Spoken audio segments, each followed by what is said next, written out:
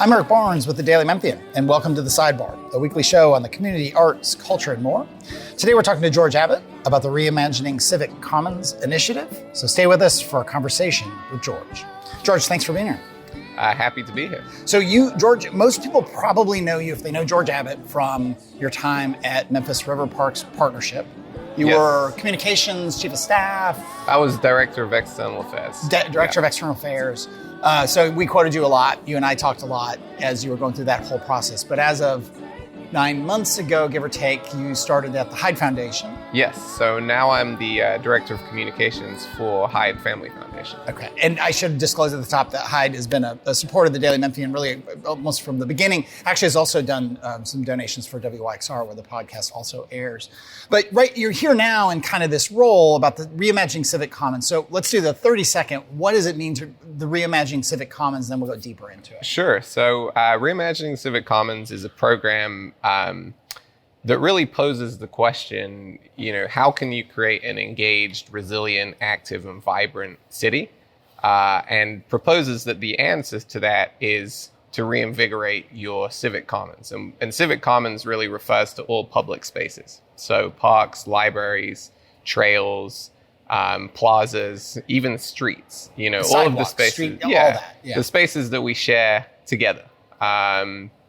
So the thesis is that, if you can invest in those assets in a strategic manner, they can generate tremendous outcomes across a whole range of disciplines. So community cohesion, economic activity, civic engagement, and environmental outcomes. So Civic Commons kind of gives you that framework to reinvest in the Civic Commons, measure your successes, and learn from them and go forward. And we've done tons of shows and articles in Daily Memphian, back to the old Daily News, behind the headlines shows on Sidebar about these kinds of things, very essential. Medical district, green line, bike lanes, like all that kind of interrelated stuff. We were talking before we started about the Cossett Library, and we've had Keenan, the head of the library system, on and talk about it's not just books anymore, to say the least. Books are hugely important, but there's all this other connection and stuff going on.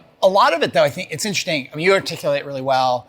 Your former boss and your friend Carol Coletta articulates it really well. It's hard not to think of Tommy Pacello, who was one of the first people, and I always say this, but I always will, who exposed me to this notion. And Tommy was so good at saying it's kind of like, and he said it better than this, when you see it.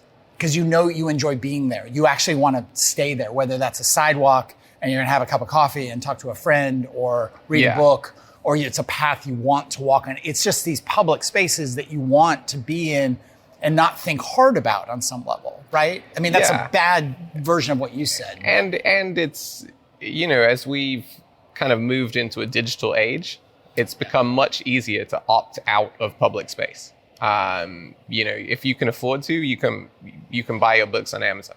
Yeah. You can get them delivered straight to your Kindle. You don't have to leave your house to get a book. 50 years ago, you had to go to the library or you had to go to the bookstore.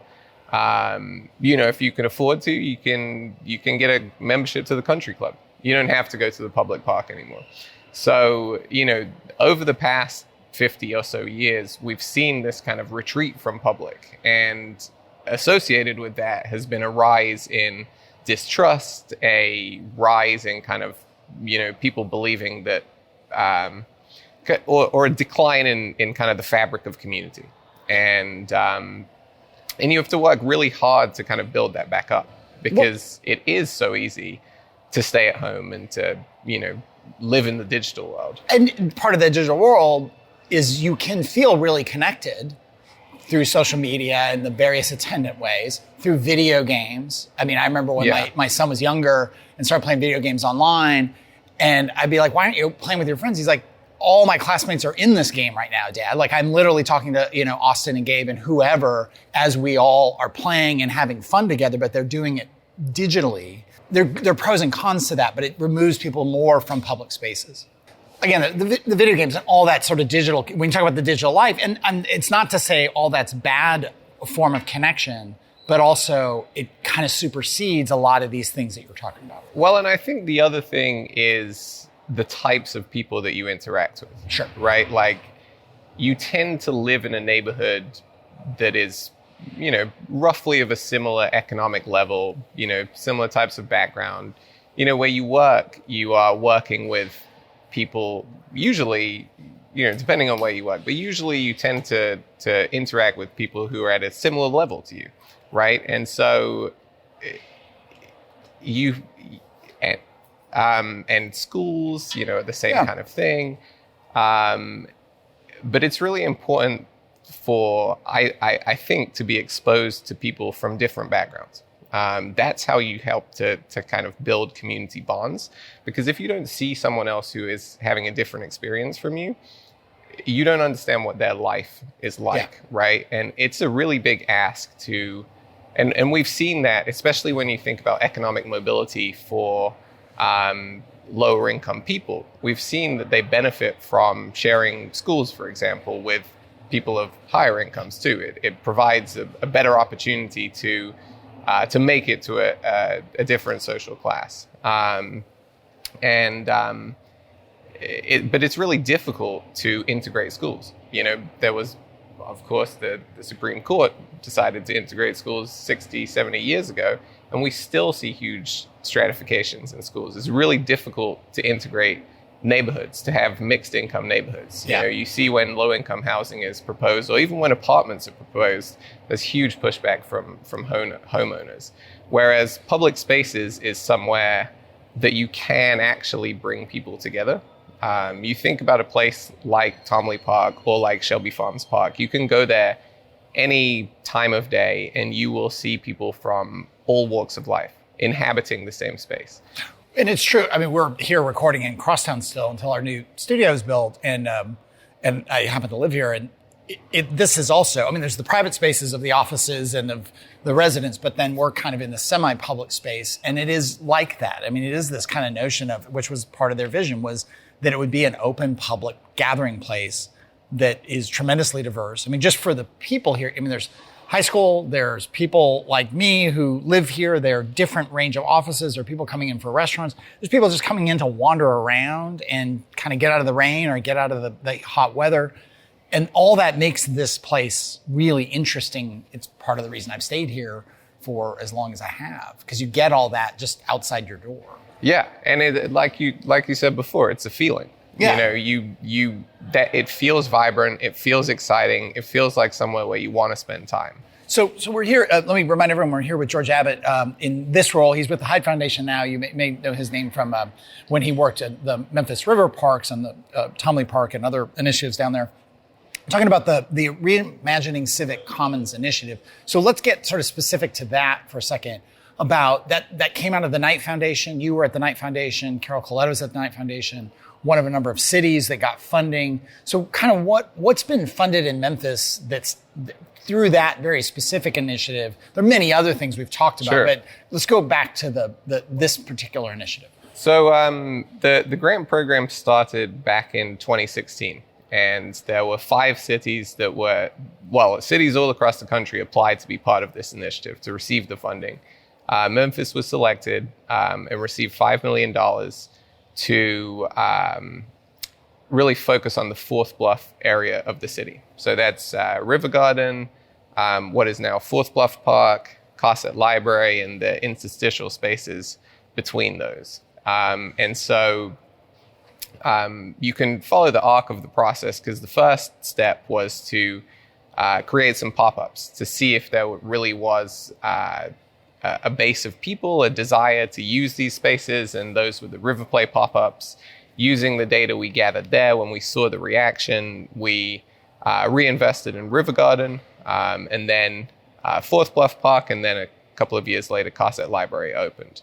So that was the initial round of investment, focused downtown on the river. And there was other funding for those. This was part of like exploring, initiating, seeding the ideas, and just lots of people came together with Cossett. There was a ton of public money and some of these others. But keep going, right? Is that correct? Yes. So the initial kind of seed grant was from Civic Commons, and then there was other funding too. Every one of those projects we measured the successes that we had, and I think River Garden is a really good example, because prior to its renovation, it was receiving, single digits number of people per hour. And we saw attendance go up, I think, around 300%. Even more exciting than that, when you actually looked at where those folks were coming from, it was a demographic snapshot of Memphis. We had people from different races, different incomes that mapped to the demography of our city. So building on that success for round 2 of the Civic Commons, we kind of expanded the net to incorporate other organizations across the city, other public spaces. Overton Park joined, the Heights CDC, Building Memphis, and essentially they agreed to a way of working. So a way of working that prioritized the outcomes that we want to see in Civic Commons, that measured successes, and that published and was transparent about those successes and those challenges. And we've seen, great projects come out of that, not solely funded through the Civic Commons, but things like the Heights line, which just opened phase 1, some of the planning work in Overton Park, some of the educational programs in Overton Park. So there's been a lot of great stuff. We'll come back to that again. We're here with George Abbott talking about the Reimagining Civic Commons initiative and all kinds of peripheral things off of that. But let me take a moment to remind everyone that this is The Sidebar. I'm Eric Barnes. The Sidebar airs here on WYXR 91.7 every Thursday at 11:30. It's focused on the community, arts, culture, everything in between. But it's not just a radio show. It's one of many weekly podcasts we do at the Daily Memphian, including the Memphis Grizzlies podcast, hosted by Chris Harrington and Drew Hill, our food podcast, Soundbites, hosted by Jennifer Chandler, our Tigers podcast with John Martin, Parth, and Frank. All of those are available as podcasts wherever you get your podcasts, iTunes, Spotify, YouTube. And this show and Soundbites, hosted by Jennifer Chandler, are also on WYXR and available through the WYXR app or the WYXR website, wyxr.org. You can get archives of those shows. You can actually get archives of all the WYXR shows, music and talk, if you go to WYXR. If you're not a supporter of WYXR, it is nonprofit, listener-supported radio, so do consider becoming a member. You get all kinds of benefits. You get kind of free stuff that go with it, or you can do a one-off donation. Donors and members are what supports WYXR. And if you're not a paid subscriber to the Daily Memphian, it is a nonprofit, and it's the largest newsroom in the region. We just celebrated our 6th anniversary since launch, so do consider becoming a paid subscriber. Coming up soon on the Sidebar, we've got Mary Lynn Mack, who's the new executive director at Memphis Botanic Garden, as well as Jeff Hewlett, who's a friend of the show on many levels, but will be here talking about his musical career and a new album that is either out or coming out soon. We recently had David Yancey, an artist, tattoo artist. He's got a lounge he's opening up on Broad Avenue. Super interesting guy. Behind the headlines, I should mention, I think I maybe mentioned at the top that we've done so many shows around these kind of these topics that we're talking to George about today. We've got coming up Bakara Malden, who had to reschedule. She's the interim CEO at MATA, so plenty to talk about with Bakara. We've also got a show on various initiatives with providing justice to people who can't afford a lawyer in various contexts, so that's coming up, I think, next week. And recently we had Doug McGowan from MLGW, as well as a show on charter schools and how they're trying to deal with the nationwide problem of truancy, especially post-COVID, and chronic absenteeism. And we've got coming up on December 5th, our commercial real estate seminar. It's one of the 4 or 5 business seminars we do every year at the Daily Memphian.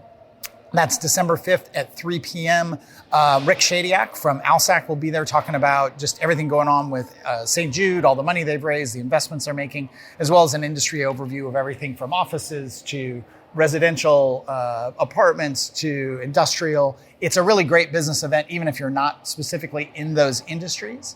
And then we recently had our Developing Memphis seminar that Carlisle was there talking about all things going on downtown. We had Ernest Strickland talking about from the Black Business Chamber, as well as an overview of the airport from one of the architects working on the next phase of airport redevelopment. If you missed that Developing Memphis seminar, you can go to YouTube, search for Daily Memphian, you'll find our channel, and you'll be able to watch that video.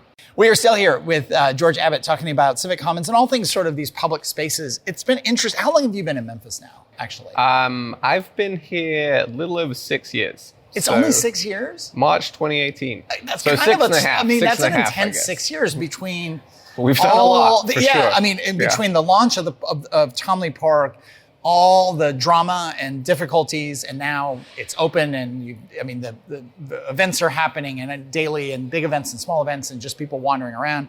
COVID, obviously, in the middle of that, and all those complications.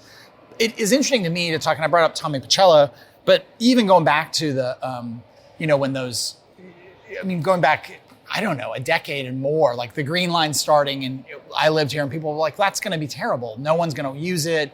It'll be a crime-ridden, pathway to destruction. I mean, just like apocalyptic predictions of the Green Line, which was one of the things that begat all this other stuff, these connections. And that can work. And then Shelby Farms can work. And then Overton Park, which I was, full disclosure, on the board there early on and for quite a few years, which saw the same kind of numbers you're talking about, where there were the people who loved the park, but it was not necessarily the most welcoming, most comfortable space to be in. And then to make some small and then big changes, bike lanes, the Wolf River, I don't think we've talked about, but the connection. Sure. Hyde's been involved, just full disclosure, involved in most, if not all, of these various initiatives. The Memphis 3.0 planning and Greenprint. It's a pretty remarkable transformation in attitude of these things won't work, can't be done, and have no value, to now, there's fights about certain things, but they don't remotely compare to what was going on even 10 years ago, let alone 15 or 20 years ago. Yeah, and I think COVID was an interesting time, right? Because I think it created a sense of value in these public spaces that maybe wasn't there before. But I think, I'll say a couple of things. One is that I think when you seek to disrupt the status quo, there will always be opposition, right? And, everything you mentioned was really, somewhat of a radical idea. The idea of the Green Line, like, let's create this not a road, a pathway open to everybody. Like, it was a pretty radical idea at the time. And so there will always be pushback to that. And I think if there is no pushback, you're probably not trying to do something interesting enough, exciting enough. Yeah. And the other thing I think that you see is each of these projects has a harder and harder job to do, because they are, like I said at the beginning, you're competing with digital entertainment, you're competing with paid entertainment options. And to generate a public space that has the same level of quality that you would expect to find at a private space is hard to do. Like, I will never forget when I gave a presentation to the mayor's Mayor Strickland's I think weekly cabinet meeting. I forget exactly what the meeting was, but we were talking about River Garden, the successes at River Garden, and the lady from Memphis Animal Services, so this was a few directors ago, put her hand up and said, I was at the park the other week having a picnic with a friend, and it felt like a country club. There was a ranger. It felt like a country club. The ranger there came and said, "Are you okay? Would you like me to put this umbrella up?" And it's like, that is the level of service that you've got to accomplish if you really want to compete with these private spaces, and that is hard to do. Yeah. But you have to do that because you do not want public spaces to be an option of last resort, right? Yeah. Like, there are people in our community who cannot afford to go on vacation, right? Like, their vacation is going to the park. But if they are the only people there, then you're really missing an opportunity to build community in that space. And it's a higher lift. It feels a little politically incorrect to say it, but it can be a higher lift to get higher income people to that space as well. Yeah, it's also interesting too. I think, were you at this thing that New Memphis put on recently that Barbara Hyde? Yes. I didn't see you there, but I was in the back. And it was about green spaces and public spaces, and folks from Nick Walker from the park was there, director of park services, whatever the formal title is. Barbara Hyde was obviously there talking about some of the stuff that Hyde Foundation has funded. Billy Orgel was talking about not so much public spaces, but the way the buildings and apartments and so on that he's done and redeveloped tie into and rely on and benefit from all these public spaces. One of the things that came up that's interesting, that a lot of these ones we've mentioned involve a conservancy, a lot of private funding, again, Hyde Foundation, but other foundations locally. And Nick Walker from the city park department just said, look, we don't spend enough, compared to our peer cities. And that was a humbling thing. I mean, he talked about all the great stuff they do. And I think they've done incredible improvements over the 10, 20 years that I've been around the parks and covering this stuff. Big improvements have been made. Accelerate Memphis, the big funding project that Strickland administration and the council put more money into a bunch of parks. They're not all, but they can't all be reliant on a dedicated conservancy, right? The way Overton Park, the way Shelby Farms. And you lived some of that, right? I mean, you've been around it. So, what's the answer there in terms, is it just simply, more taxes, more tax money? I mean, that's a great question. And if I had the answer to it, I'd probably be, But I think there are different levels, right? Like you look at the park system in Memphis, and we have these kind of regional attractors, which I would say are the major conservancy parks. So, the Riverfront, Overton Park, Shelby Farms Park. People have no qualms about spending half an hour in the car to get to any one of those spaces. You come from all over the city to get there. And then we have neighborhood parks as well, which kind of serve a slightly different function. And I think what's interesting is the more that you can look at neighborhoods and try to find those public spaces that are between neighborhoods, that are on the seams of neighborhoods, those are places where you may get, you can kind of build some of that community between different people. Because they are accessible from different places. But there is and it's hard. Like we don't spend. Nick is correct, and of course he's going to say we don't spend enough. But it is true, right. We don't spend enough. And we spend a lot less compared to peer cities. When you say park, I think he does it on acres of park per resident, or dollar per resident. I think, and we're doing pretty well for the sheer amount of parkland, just because we're such a large city. We're so spread out. But in terms of investment, we're lagging behind. Now, I will say we've made a lot of improvements the past couple of years with Accelerate Memphis, with some of the other initiatives that Nick has brought in, some of the work that Jamal is doing at Bloom, and actually, this year we achieved a pretty significant increase in our park score. So we overtook Nashville. That's something to celebrate. Yeah, who was the associate? I'm putting you on the spot, but there was a really legit national Trust for Public Lands. Yeah. So every year this is not some empty survey that shows up in your AI generated thing. This is a really legitimate. They do so I know because I completed the survey on behalf of Memphis River Parks a few times, but they do a very robust survey of how much money are you investing in capital? How much money are you investing in maintenance? How many playgrounds do you have? How many basketball courts do you have? All of these things. And they ask every city around the country. And then they will give you a score based on a number of factors, investment, access, equity. And so this year, thanks to Accelerate Memphis and some of the other investments that conservancies have made, we took over Nashville, we took over Louisville, I believe. And while we are still kind of middle of the pack, we're not exceptional, we're making progress in the right direction. So that's exciting. Just a couple minutes. One question. How did you come to this sort of work? That is a great question. Would you have to do in 30 seconds or less? So I began my career in political organizing, and have always been passionate about kind of building a more cohesive and a more equitable and a better society. I found my way to this public space work really through Carol Coletta.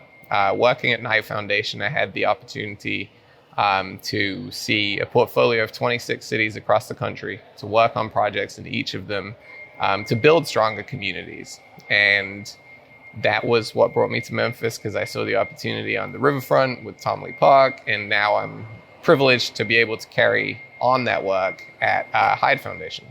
One more question before the last question. I've never asked you where you're originally from. You do not have what one would call an American accent, but I've never actually asked you. So I was born in Chicago, but my parents are British, and we moved back to London when I was 6 months old. So I grew up in the UK and came back to the States after college. After college? Yeah. Okay. And because there's a whole different level of public spaces in many European cities, London, certainly parts of London included. And does that sort of, it's a much more walking, much more mass transit friendly. It's just a different, not that there aren't cars and lots of cars and so on, but it's just, this is a bit different. Well, it's funny you mentioned that, because I trace back kind of my origin story of being interested in public spaces from when I was a teenager. And I lived close to a park, and I used to go play basketball at the park. Most kids in England were playing soccer for whatever reason. Me and my friends decided to play basketball, and playing basketball on that court, there were kids from all different types of schools. Schools that we didn't go to, that we would never have met otherwise. Yeah. But what was really exciting was that the basketball court kind of sucked. It was falling apart. And together, we were like, well, we would like to have a nice space to play in. And, I don't know if we can take full credit, but the kids of the basketball court kind of wrote a letter to the council, like, please, can you fix this surface? Put up some goals with nets, etc. And they did it. Yeah. And, that was my first experience of we can actually make a difference if we just try a little bit, Yeah. And so, I saw that and now that court is still there. Hopefully they've reinvested in it since then. Yeah. But that was a formative moment for me. Yeah. Last question I always ask people, what was the first concert you went to? The first concert I ever went to, I believe it was Green Day, which is pretty good first concert. Pretty good. Yeah. In the UK? In Wembley Arena. Nice. That's good. That's definitely a first there. We may have had a Green Day. I don't know. I don't think so. Natalie's shaking her head, but definitely no Wembley Stadium. So there, you win on that without a doubt. So, George Abbott, if people want to learn more about this, can they go to, is there a website? Yeah, so civiccommons.us is the site for the national initiative. It has details on all of the cities, participating cities, what they're doing. Yeah. Okay. That's all the time we have this week, though. George, thanks for being here. Thank you all for joining us. Do join us again next week. If you missed any of the show today, you can get the full show on iTunes, Spotify, YouTube, the Daily Memphian site, or at WYXR. Thanks, and we'll see you next week.